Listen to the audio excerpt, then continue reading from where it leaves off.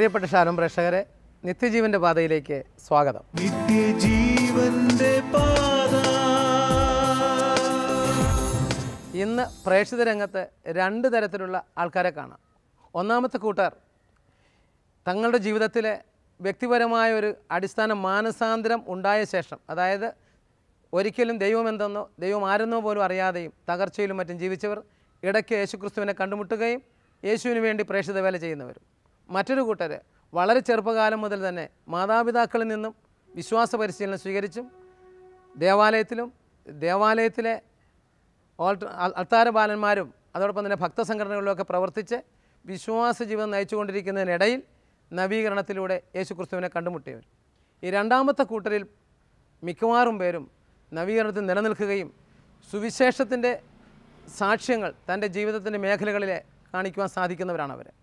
അത്തരത്തിൽ തൻ്റെ ജീവിതത്തിൽ താൻ കണ്ടുമുട്ടിയ യേശുവിനെ പ്രഘോഷിക്കുകയും വിവിധ മിനിസ്ട്രികളിൽ പ്രവർത്തിക്കുകയും അതോടൊപ്പം തന്നെ കുടുംബത്തിലെ 5 മക്കളുടെ അപ്പനായി ജീവിക്കുകയും ചെയ്യുന്ന ഷെജിൻ്റെ അടുത്തേക്ക് നമുക്ക് പോകാം.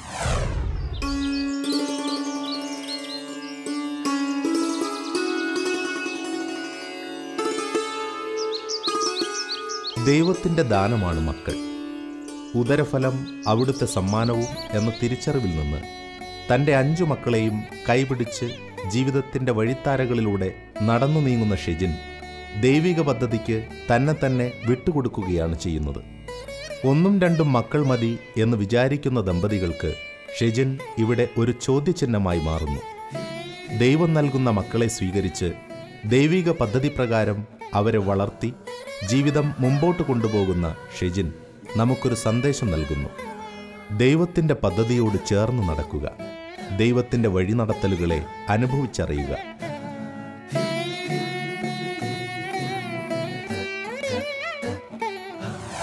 ഷെജിൻ 10-20 വർഷമായി ജീസസ് യൂത്തിലും അതോടൊപ്പം തന്നെ ടീനേജേഴ്സിൻ്റെ ഇടയിലും ഒക്കെ വളരെ ആക്റ്റീവാണല്ലോ. ഇത്രമാത്രം നിലനിന്ന് വളരുന്ന, അല്ലെങ്കിൽ ഇവാഞ്ചലൈസേഷന് വേണ്ടി തന്നെ നിൽക്കുക, ക്രിസ്തുവിനോടുകൂടി നിൽക്കുക, ഇങ്ങനെ കാണുന്നൊരു യുവാവായിട്ടാണ് ഞാൻ മനസ്സിലാക്കുന്നത്. ഇതിന് ഇദ്ദേഹത്തെ സഹായിച്ച പശ്ചാത്തലം എന്താണ്? ഞാൻ ആദ്യമേ തന്നെ ദൈവത്തിൻ്റെ കൃപയ്ക്കാണ് നന്ദി പറയുന്നത്. കാരണം മാനുഷികമായിട്ട് ഒരാൾക്കും ദൈവത്തിൽ നിലനിൽക്കുക എന്നുള്ള എളുപ്പമല്ല. മാനുഷികമായി ഈ ലോകത്തിലായിരിക്കുന്നിടത്തോളം കാലം ദൈവത്തിൽ നിലനിൽക്കാനായിട്ട് നിലനിൽപ്പിൻ്റെ വരം അല്ലെങ്കിൽ അതിൻ്റെ കൃപ അത് അത്യാവശ്യമാണ്, അല്ലാതെ സാധിക്കില്ല. എന്താ പറയുക, ഇമ്പോസിബിൾ എന്നൊക്കെ നമുക്ക് പറയാം. ഈ കൃപയിൽ ആശ്രയിച്ചുകൊണ്ട് ജീവിക്കാൻ സാധിച്ചതിൽ ഞാൻ ദൈവത്തിന് നന്ദി പറയുന്നു. 2, എൻ്റെ മാതാപിതാക്കൾ, എൻ്റെ കുടുംബം, ഈ ഒരു എലമെൻ്റ് എന്നെ ഭയങ്കര സപ്പോർട്ടിങ് ആയിരുന്നു. പലപ്പോഴും ഇന്നത്തെ കാലഘട്ടത്തേക്ക് തിരിഞ്ഞു നോക്കുമ്പോൾ ദൈവിക കാര്യങ്ങളെക്കാൾ ഈ ലോകത്തിലെ അച്ചീവ്മെൻറ്റ്സിന് വേണ്ടിയാണ് പാരൻസ് പുഷ് ചെയ്യുന്നത് കുട്ടികളെ. പക്ഷേ എൻ്റെ വീട്ടിലും എൻ്റെ മാതാപിതാക്കൾ അതുപോലെ തന്നെ, എൻ്റെ അപ്പച്ചനും അമ്മയും ഈ ലോകത്തിലെ ഇപ്പോൾ എൻട്രൻസ് ആയാലും അതുപോലുള്ള ഈ ലോകത്തിൻ്റേതായിട്ടുള്ള എല്ലാ എലമെൻസിലും എന്നെ പുഷ് ചെയ്തിരുന്നു. പക്ഷേ അതോടൊപ്പം തന്നെ അവർ എൻഷുർ ചെയ്തിരുന്നൊരു കാര്യം, പള്ളിയിൽ ഉള്ള എല്ലാ ആക്ടിവിറ്റീസിലേക്കും, ഇപ്പോൾ പരിശുദ്ധ കുർബാനയ്ക്ക് പോകാനായിരിക്കാം, അതുപോലെ തന്നെ ആരാധനയ്ക്ക് പോകാനായിരിക്കാം, ഓൾട്ടർ ബോയ് ആയിട്ട് എന്നെ ചേർത്തത്, അതുപോലെ പള്ളിയിലെ കാറ്റഗിസം സംബന്ധിച്ചുള്ള എല്ലാ കാര്യങ്ങളും, ഇങ്ങനെയുള്ള കാര്യങ്ങളിൽ ഒരു കോംപ്രമൈസും അവർ സമ്മതിച്ചിരുന്നില്ല. അന്ന് ഇഷ്ടക്കേടോടാണെങ്കിലും കൂടി നമ്മൾ അതൊക്കെ ചെയ്തു പോകുന്നത് അതെനിക്ക് വലിയൊരു, എൻ്റെ ഫെയ്ത്ത് ഫോർമേഷൻ്റെ ഒരു വലിയ ആസ്പെക്റ്റ് അതായിരുന്നു എന്ന് ഞാൻ വിശ്വസിക്കുക. പലപ്പോഴും തറ സ്ട്രോങ് ആയിക്കഴിഞ്ഞാൽ വീടും സ്ട്രോങ് ആയിരിക്കും. തറ പണിയാനായിട്ട് മണ്ണിനെ വേദനിപ്പിക്കേണ്ടി വരും. പലപ്പോഴും ഈ മണ്ണായി നമ്മളിരിക്കുമ്പോൾ നമ്മുടെ പാരൻസാണ്, നമ്മുടെ അപ്പച്ചനും അമ്മയാണ്, എൻ്റെ പ്രത്യേകിച്ച് എനിക്ക് എടുത്തു പറയാം, അവർ എനിക്ക് തന്നിരിക്കുന്ന ആ തറ, എന്നെ പണിതിരിക്കുന്ന ആ തറ, അത് വളരെ സ്ട്രോങ് ആയിട്ട് എൻ്റെ ശൈശവത്തിലും ബാല്യത്തിലും അല്ലെങ്കിൽ കൗമാരം വരെ എനിക്കത് കിട്ടിയിരുന്നു എന്നുള്ളതാണ് പിന്നീട് പണിയാൻ എന്നെ സഹായിച്ചത്. ഞാൻ ഓർക്കുകയാണ്, എൻ്റെ അപ്പച്ചനും അമ്മച്ചിയും ഇപ്പം ഞാൻ കളിച്ച് കഴിഞ്ഞ് ഇത്തിരി ലേറ്റായിട്ട് വന്നു കഴിഞ്ഞാൽ പ്രാർത്ഥനയ്ക്ക് എത്തിയില്ലെങ്കിൽ അപ്പച്ചൻ്റെ കയ്യിൽ നിന്ന് അല്ലെങ്കിൽ അമ്മച്ചിയുടെ കയ്യിൽ നിന്ന് വടി പൊന്തിയിരിക്കും. അതുപോലെ തന്നെ പഠിക്കുകയായിരുന്നു, ചിലപ്പോൾ പരീക്ഷയായിരിക്കാം, പിറ്റേ ദിവസം പരീക്ഷയൊക്കെ ആയിരിക്കും, പഠിച്ചുകൊണ്ടിരിക്കുകയായിരിക്കാം, പക്ഷേ പ്രാർത്ഥനയുടെ ഒരു സമയത്ത് വന്നിരിക്കണം. അത് ഒരു കോംപ്രമൈസ് അതിനകത്തില്ല. എനിക്ക് തോന്നുന്നു അതുപോലെയുള്ള കുറേ നല്ല ശിക്ഷണങ്ങൾ എന്നെ ഒരുപാട് വളർത്തിയിട്ടുണ്ട്. ഞാൻ പറഞ്ഞില്ലേ, അന്ന് ഞാനതിനെ ചിലപ്പോൾ ചെറിയ രീതിയിലൊക്കെ റെസിസ്റ്റ് ചെയ്തിട്ടുണ്ടാവും, എന്താ അമ്മച്ചി എന്താ അപ്പച്ച എന്നൊക്കെ പറഞ്ഞു. പക്ഷേ അത് എന്നെ ഒത്തിരി സഹായിച്ചിട്ടുണ്ടെന്ന് ഞാൻ പറയും. എനിക്ക് ഞങ്ങൾ 3 ആൺമക്കളാണ്. ഈ 3 ആൺമക്കളിലും ഇതിൻ്റെ ഒരു അംശം ഭയങ്കര സ്ട്രോങ് ആയിട്ട് ഞങ്ങളുടെ ഫെയ്ത്ത് ഫോർമേഷനിൽ ഞങ്ങൾ വളർത്തിയിട്ടുണ്ട്. അത് തീർച്ചയായും അതിൻ്റെയൊക്കെ ഫലമായിരിക്കാം ഇന്നും ഇങ്ങനെ നിലനിൽക്കാനൊക്കെ സാധിക്കുന്നത്.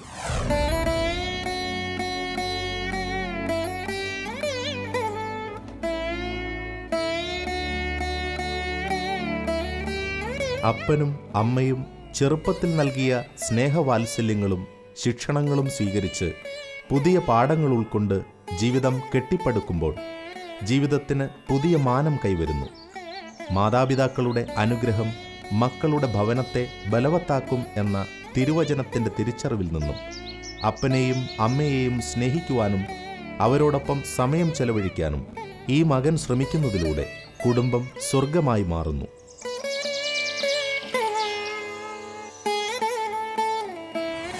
ജീസസ് യൂത്തിലേക്ക് കടന്നു വരുന്നത് എന്നാണ് 96-ലാണ് ഞാൻ എൻ്റെ ഡിഗ്രി കഴിയുന്നത്. അതിനു മുമ്പ് 93-ൽ ഞാൻ പ്രീ ഡിഗ്രി കഴിഞ്ഞ സമയത്ത് ഞാൻ ആദ്യമായിട്ട് ഫസ്റ്റ് ഇയർ 92-ൽ പ്രീ ഡിഗ്രി കഴിഞ്ഞ സമയത്ത് ഫസ്റ്റ് ഇയർ എക്സാമിൽ ഞാൻ ഇംഗ്ലീഷ് തോറ്റു. ആദ്യമായിട്ടാണ് എൻ്റെ ജീവിതത്തിലൊരു തോൽവി ഇങ്ങനെ വന്ന് പണിയുന്നത്. അതും പ്രത്യേകിച്ച് ഞാൻ ഏറ്റവും സ്ട്രോങ് സബ്ജക്റ്റായ ഇംഗ്ലീഷിൽ തന്നെ ഞാൻ തോറ്റു എന്നുള്ളതാണ്. അപ്പോൾ ഞാനത് ഓർത്ത് എന്തുകൊണ്ട് അങ്ങനെ സംഭവിച്ചു. ആ സമയത്താണ് ഒരു ലോറൻസ് ചേട്ടനുണ്ട് ഇരിഞ്ഞാലക്കുടയുള്ള ജീസസ് യൂത്ത് തുടങ്ങിയ ഒരു കാലഘട്ടം. അതൊക്കെ ജീസസ് യൂത്തിലെ ലോറൻസ് ചേട്ടൻ എന്നെ വന്ന്, ആൾ ഓൾട്ടർ ബോയ്സിലും ഉണ്ട്, ആൾ വന്ന് പറയണ, ഷെജിനെ നീ ഒരു കാര്യം ചെയ്യും, നീ ഒരു ധ്യാനമൊക്കെ കൂടാൻ പറഞ്ഞു. ഞാൻ പറഞ്ഞു അപ്പോൾ അന്നെന്ന് പറഞ്ഞാൽ ധ്യാനം കൂടാന്ന് പറഞ്ഞാൽ ഏറ്റവും വൃത്തികെട്ടവൻ ചെയ്യണ ഒരു പരിപാടിയാണ്. ഞാൻ പറഞ്ഞു ചേട്ടാ വിട്ടുകളാ. പക്ഷേ ഈ ചേട്ടൻ എൻ്റെ കൂടെ നിന്ന് എൻ്റെ അടുത്ത് ഇങ്ങനെ ഓരോ കാര്യങ്ങളൊക്കെ ഷെയർ ചെയ്ത് ചോദിച്ച് ചേട്ടൻ വീട്ടിൽ വന്ന് ഫോം ഫില്ല് ചെയ്ത് ചേട്ടൻ തന്നെ കൊണ്ടുപോയി ആളൊരു BLM കൊണ്ടുപോയി കൊടുത്ത്. അങ്ങനെ ആദ്യമായിട്ട് പ്രീ ഡിഗ്രി കഴിഞ്ഞ സമയത്ത് ഞാൻ 50% ക്ലാസ്സിലാണ് ഞാൻ pre degree പാസ്സാണ്.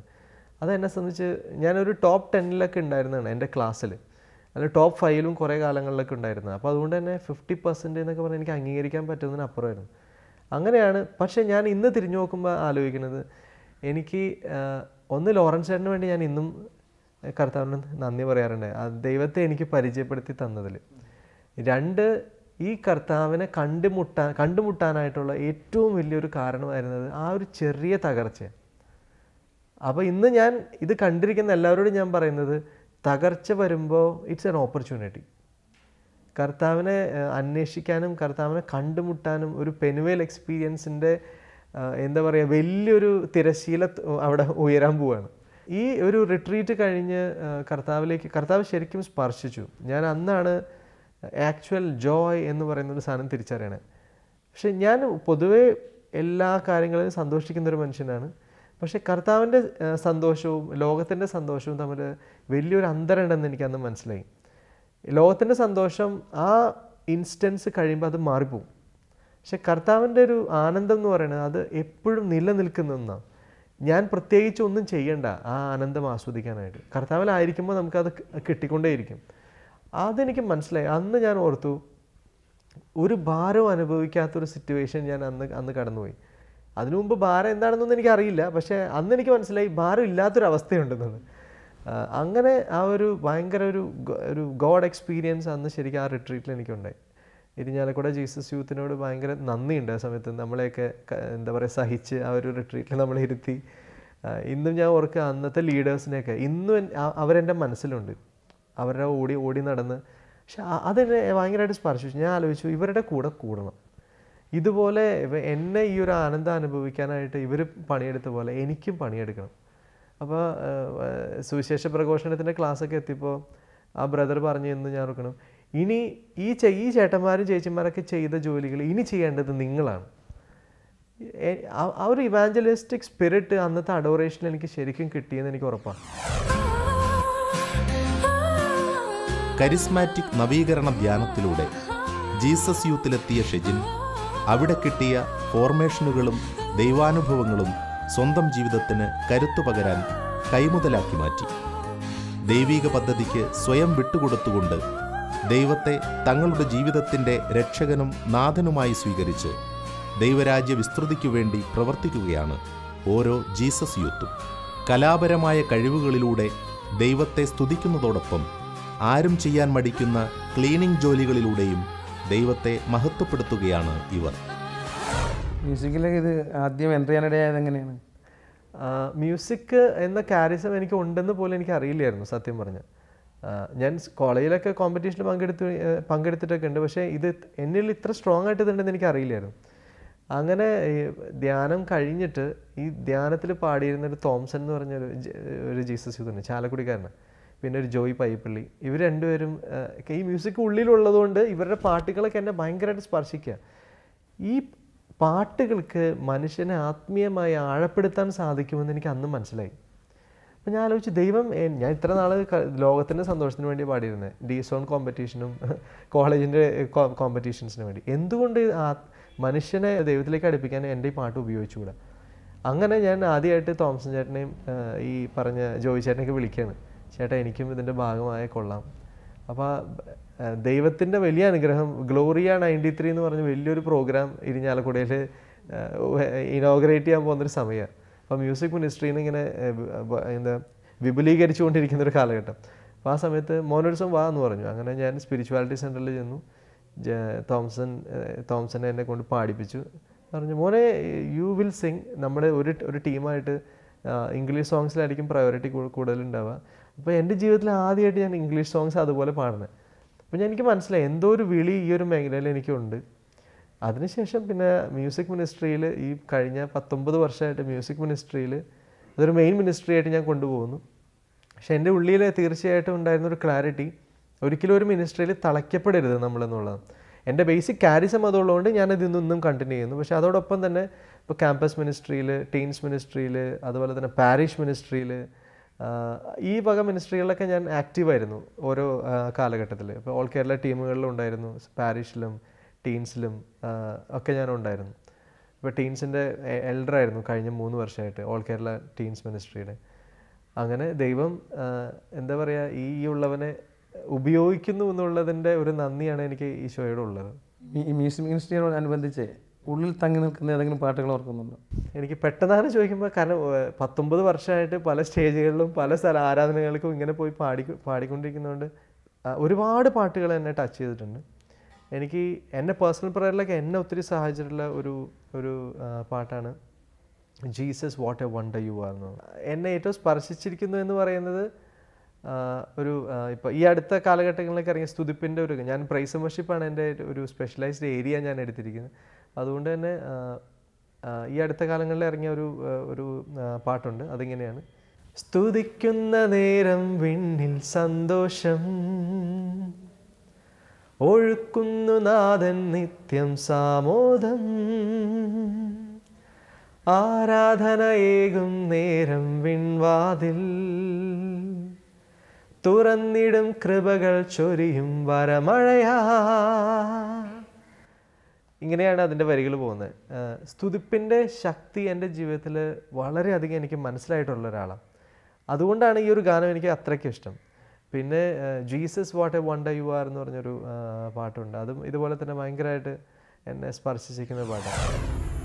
Especially in the tough times of someone's life, people tend to depend on men rather than God.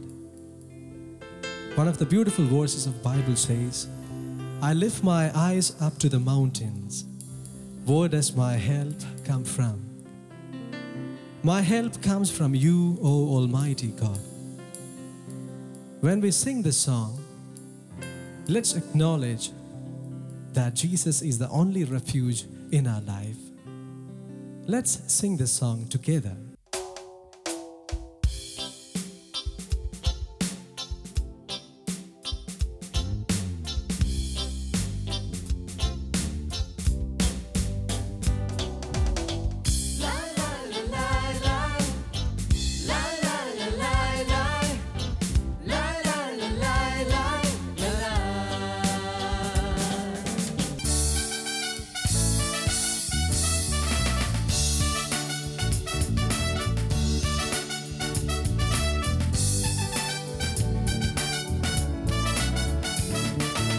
give thanks to the Lord, for His love will never end. Oh, give thanks to the Lord, for His love will never end.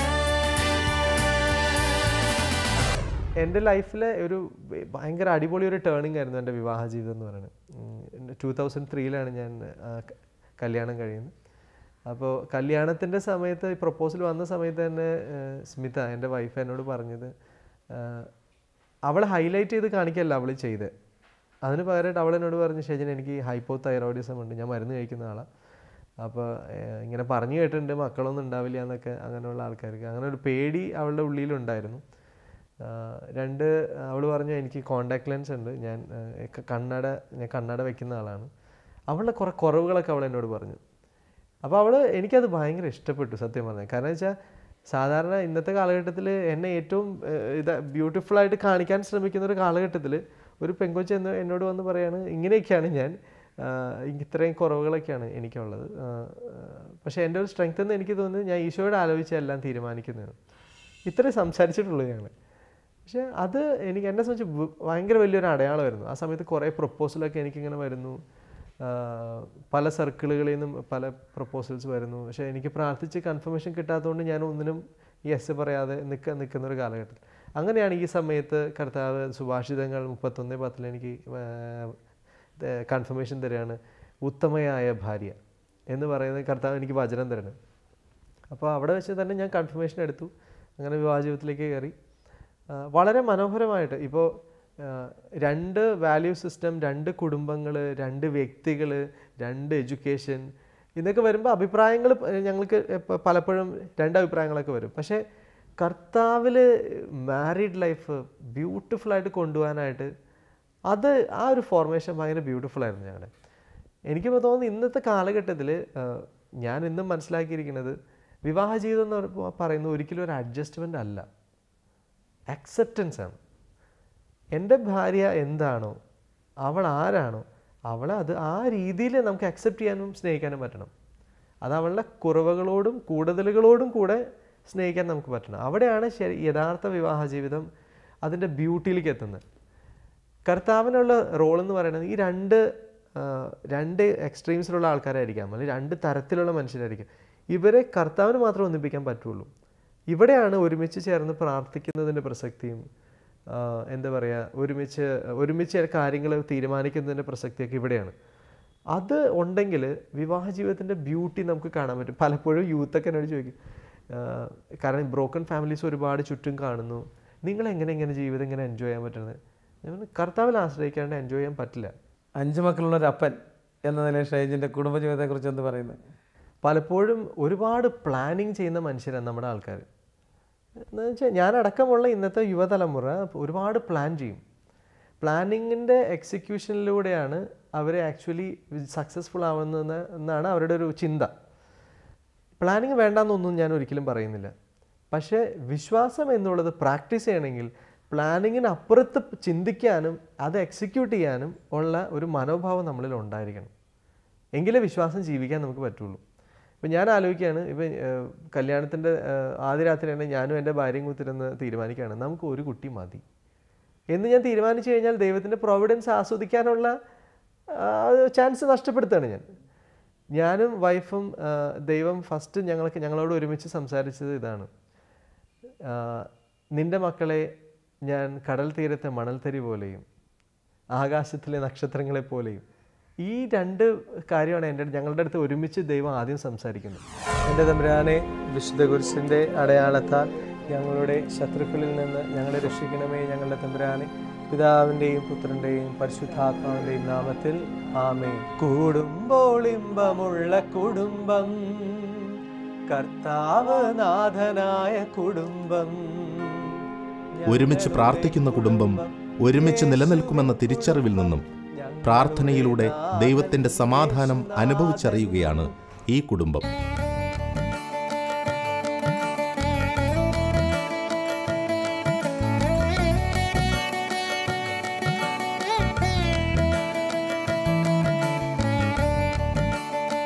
കുടുംബജീവിതത്തിലെ ഉത്തരവാദിത്തങ്ങളിൽ ഭാര്യയ്ക്കും ഭർത്താവിനും തുല്യ പങ്കാണെന്ന ബോധ്യത്തിൽ നിന്നാണ് വീട്ടുജോലികളിൽ സഹായിക്കുന്നതിനും മക്കളുടെ കാര്യങ്ങൾ ശ്രദ്ധിക്കുന്നതിനും ഷെജിന് പ്രചോദനം ലഭിച്ചത്.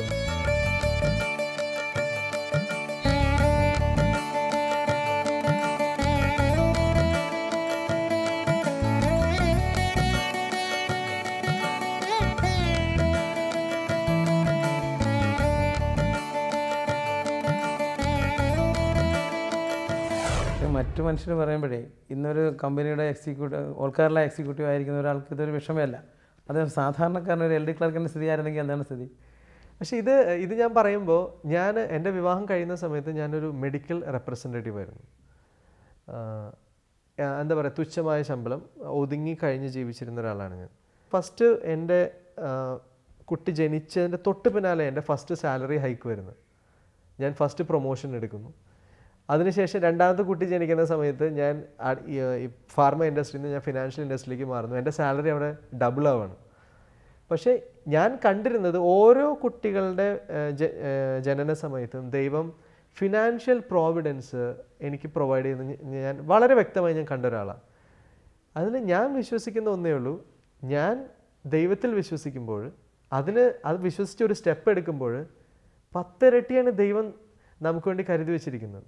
പക്ഷേ ആ കീ വിശ്വാസമാണ്. ആ കീ നമ്മുടെ കയ്യിൽ, ആ ലോക്ക് തുറക്കാൻ ഈ കീ, വിശ്വാസം എന്ന കീ ഉപയോഗിച്ചാൽ മതി. ആ പ്രോവിഡൻസ് നമുക്ക് എൻജോയ് ചെയ്യാൻ പറ്റും. അറ്റ് ദ സെയിം ടൈം ഇപ്പോൾ 5 മക്കളെ വളർത്തുക എന്നുള്ളത് ഇത്രയൊക്കെ ഞാൻ പറയുമ്പോഴും അത് അതിൻ്റേതായ നല്ല ബുദ്ധിമുട്ടും എല്ലാം ഉണ്ട്. പക്ഷെ അത് ഞാൻ കോൺഷ്യസ്ലി ഞാനും എൻ്റെ വൈഫും കൂടെ എടുത്തിരിക്കുന്ന ഒരു തീരുമാനമാണ്. എൻ്റെ വൈഫ് അവൾ പകല് ജോലിക്ക് പോകുന്ന ഒരാളാണ്. വൈകുന്നേരം വന്നിട്ട് അപ്പോൾ അമ്മച്ചിയാണ് അപ്പോൾ വീട്ടിൽ സപ്പോർട്ട് ചെയ്യുന്നത് പകല്. പക്ഷേ രാവിലെ എഴുന്നേറ്റ് ഭക്ഷണം ഉണ്ടാക്കി വെക്കുന്ന ഉത്തരവാദിത്തങ്ങളൊക്കെ സ്മിത ചെയ്യും. എന്നിട്ട് വൈകിട്ട് തിരിച്ചു വന്നാൽ ഇവരെ എന്താ പറയുക മൊത്തം കുളിപ്പിക്കുക, അവരെ ക്ലീനാക്കുക, പിന്നെ വീണ്ടും വൈകിട്ടിരുന്ന് പഠിപ്പിക്കുക, വീണ്ടും രാത്രി ഭക്ഷണം കൊടുക്കുക. ഇവിടെ ഉറങ്ങുമ്പോൾ 12 മണിയാവും. 12 കഴിയും മിക്ക ദിവസങ്ങളിലും. രാവിലെ ഒരു 5 മണിയാകുമ്പോൾ എഴുന്നേക്കണം. അപ്പോൾ അവൾ എനിക്കൊരു വലിയൊരു ഇൻസ്പിറേഷനാണ്.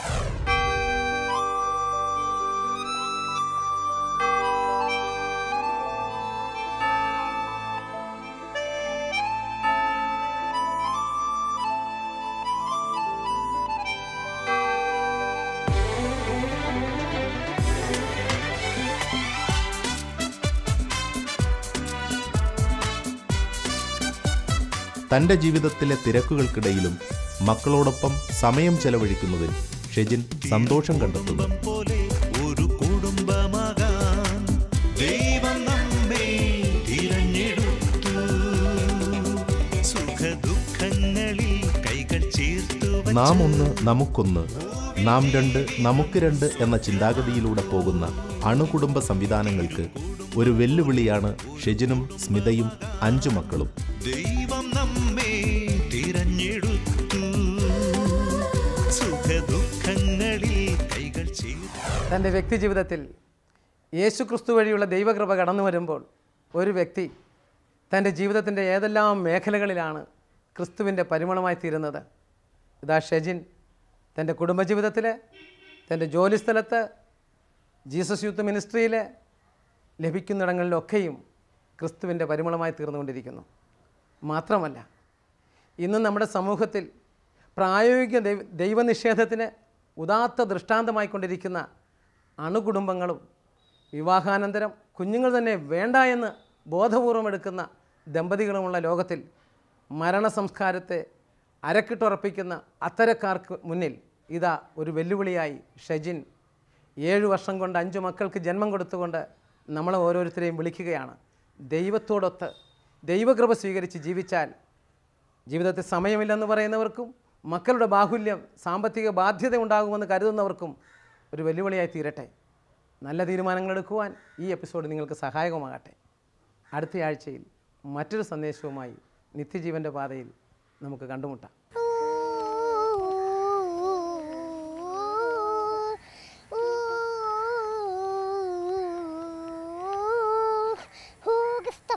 For the faith, who is the love for the love, who is the hope for the hope, who is the grave for the grave, who is that man? I want to shake his hand, for he lives in me and he died for you and me. Ooh, dip dip tarara dip dip tarara dip dip tarara dip.